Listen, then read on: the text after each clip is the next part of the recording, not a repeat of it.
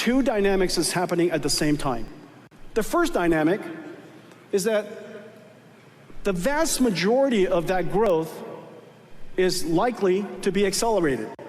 Meaning, we've known for some time that general purpose computing has run its course, and that we need a new computing approach.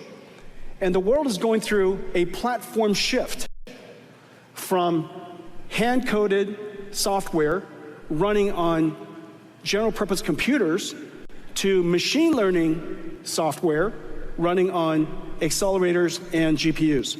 This way of doing computation is at this point past this tipping point. And we are now seeing the inflection point happening, the inflection happening in the world's data center build-outs. So the first thing is a transition in the way we do computing.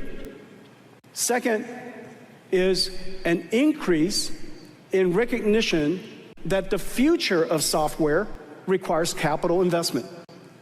Now, this is a very big idea. Whereas in the past, we wrote the software and we ran it on computers, in the future, the computer is going to generate the tokens for the software.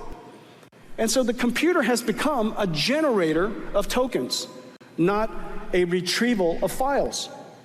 From retrieval-based computing to generative-based computing, from the old way of doing data centers to a new way of building these infrastructure, and I call them AI factories.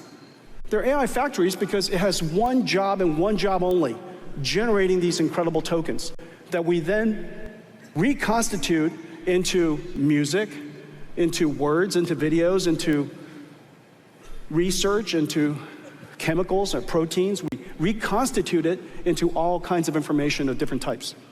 So the world is going through a transition in not just the amount of data centers that will be built, but also how it's built.